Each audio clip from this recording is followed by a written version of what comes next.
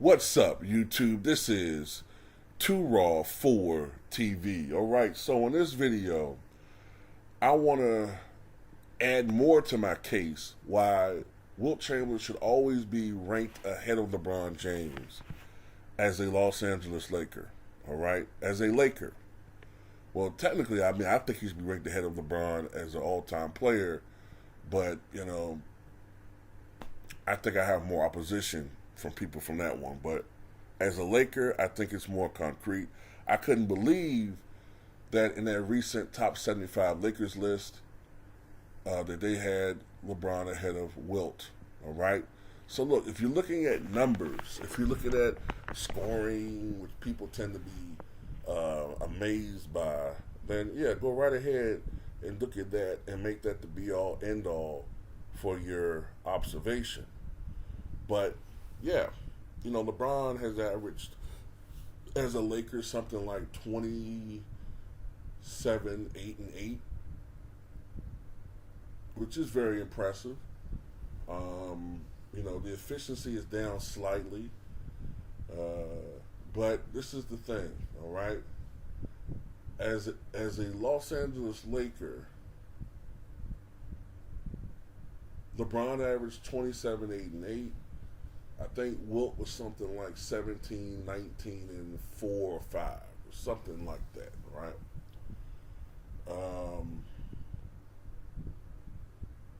Wilt's efficiency as far as scoring was through the roof. He struggled shooting free throws. But it was as a Laker that Wilt Chamberlain firmly established himself as a great, great defensive player.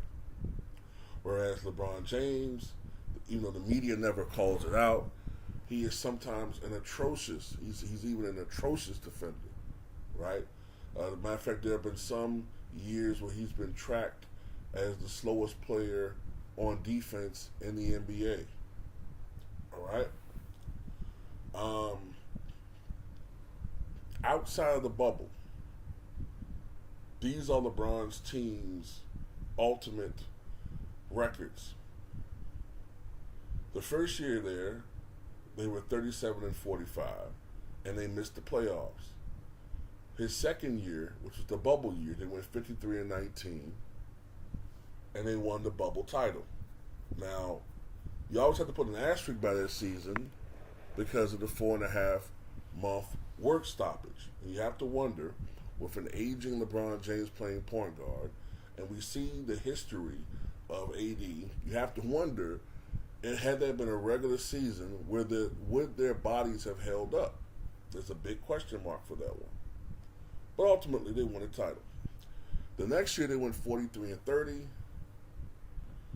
and were, as defending champions, one of the few defending champions to be ousted in the first round that year by the Phoenix Suns. And the next year, of course, they failed, which was last year, they failed to make the play-in tournament. And this year, at 14 and 21, even though LeBron's doing a lot of posturing toward the media, it looks like it's going to be another year where they're not going to make the playoffs. Now, combine this to the Chamberlain record as a Laker. Chamberlain's first year, they went 55 and 27 and made it to the NBA Finals against the Boston Celtics, ultimately losing in Game 7. Chamberlain's second year,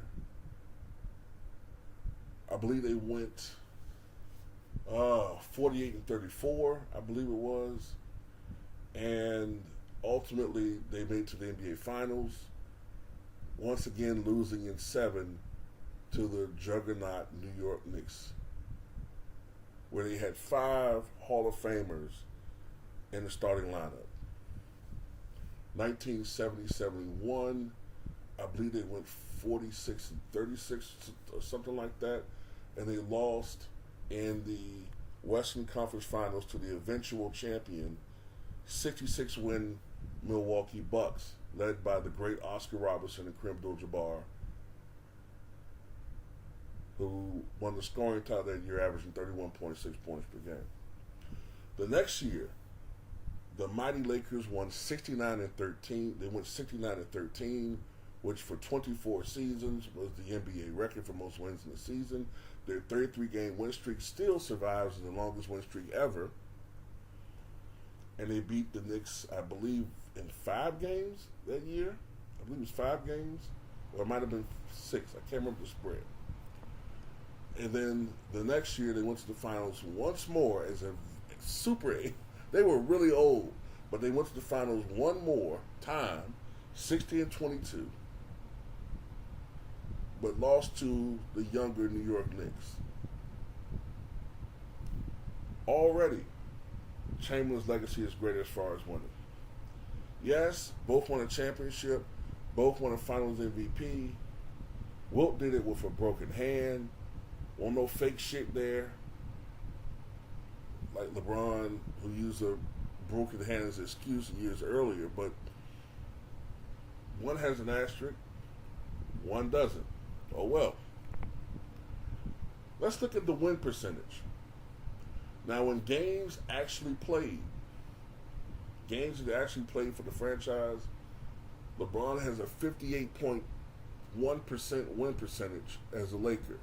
58% of the games he's won as a Laker. Not bad.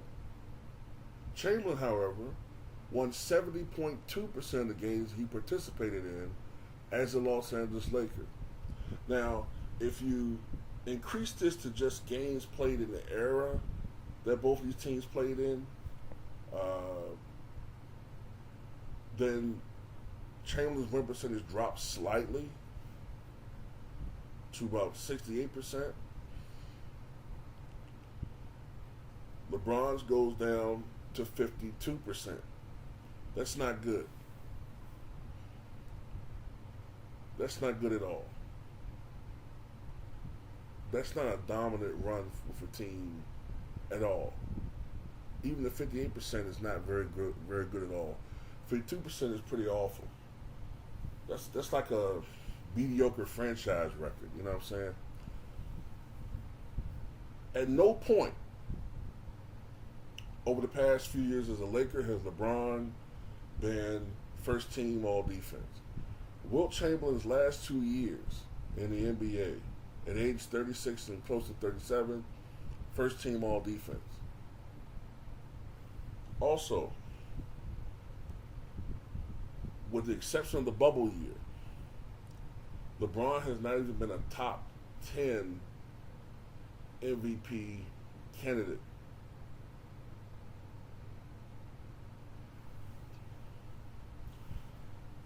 Wilt's last 2 years in the NBA, when he was 35, 36, going on 37, he was top 2 and top 3, I believe, in MVP voting.